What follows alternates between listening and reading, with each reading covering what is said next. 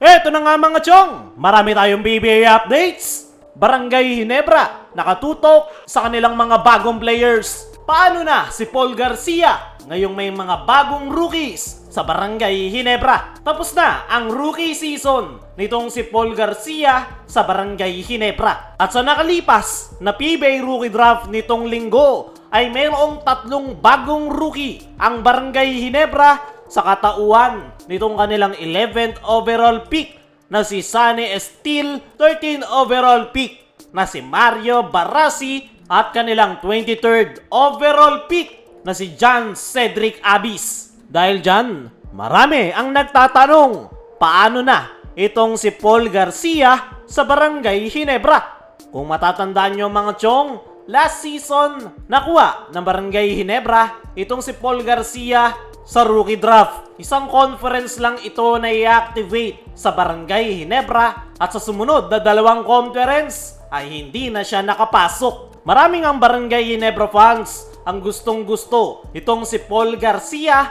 dahil meron itong potensyal at may pagkakahalin tulad sa laro ni Scotty Thompson. At ngayon na may mga bagong rookies ang Barangay Ginebra ay masasabi nating hindi maapektuhan yan itong si Paul Garcia dahil unang-una, hindi naman niya kaposisyunan yung 3 Ginebra rookies na puro dagdag sa frontcourt position ng Barangay Ginebra. Sa pa, hindi naman porket may bagong rookies ang Ginebra ay automatic na itong pasok sa active lineup. Magkakaroon pa ng evaluation kung sino-sino yung sa tingin ni Coach Tim na kanyang mapapakinabangan sa paparting na panibagong season. Kaya naman, lahat ng mga players, maging yung parte ng regular rotation ni Coach Tim ay makikipag-compete sa kanilang magiging spot sa final lineup ng Barangay Ginebra. Kaya naman, kahit may mga bagong rookies ang Ginebra, ay mayroon pa ring pag-asa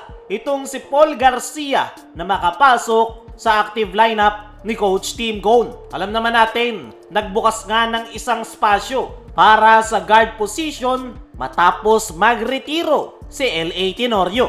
At mayroon pa ngang nilulutong trade ang Barangay Ginebra.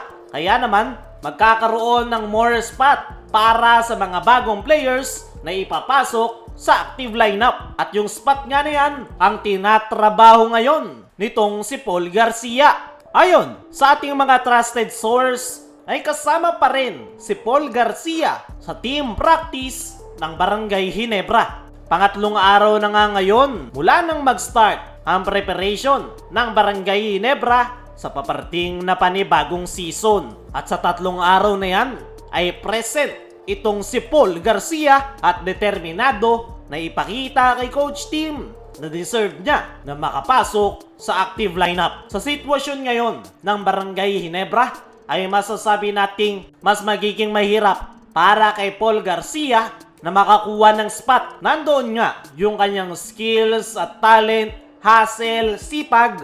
Ang problema lang talaga ni Coach Tim dito kay Paul Garcia ay masyadong maliit. Pero kung sisipagan nga ni Paul Garcia at dodoblen niya pa yung kanyang effort, ay paniguradong mas mapapansin siya ni Coach Tim Cone. Ang advantage lang nitong si Paul Garcia sa mga rookies ay meron na siyang knowledge sa sistemang ginagamit ni Coach Tim Cone na triangle offense. Pero tingnan na lang natin sa mga susunod na araw kung ano ang mangyayari. At kung sakali man na hindi maipasok si Paul Garcia sa active lineup, ay mabuti sigurong subukan na niyang mag-try out sa ibang koponan na nangangailangan ng gwardya kung saan maipapakita niya ang kanyang potensyal. Kaya mga chong, ano ang masasabi nyo? Ngayong mas lumiliit yung chance ni Paul Garcia na makapasok sa active lineup. I-comment mo lang dyan sa ibaba. Pasadaan naman natin ng mabilis lang, Barangay Ginebra nakatutok sa kanilang mga bagong players. Sa loob ng 1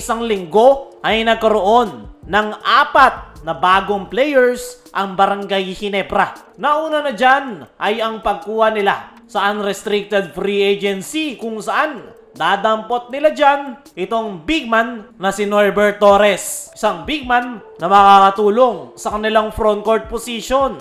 At hindi pa dyan nagtatapos. Meron pang 3 rookies ang Barangay Ginebra na sila Sunny Esteel, Mario Barasi at John Abis. Lahat yan ay puro dagdag sa frontcourt position ng Barangay Ginebra. At sa kanilang team practice ay tinututukan nga ng Ginebra coaching staff yung kanilang 4 na bagong players para makahabol sa kanilang sistemang ginagamit na triangle offense.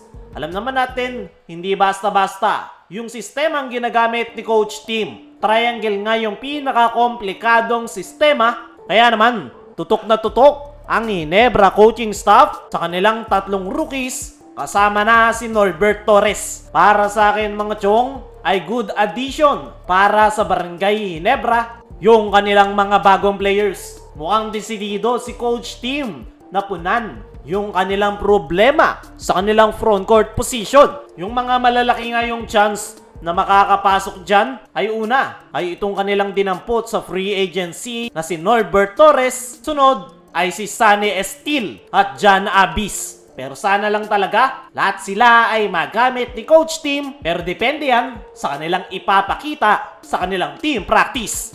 Kaya mga chong, ano masasabi nyo?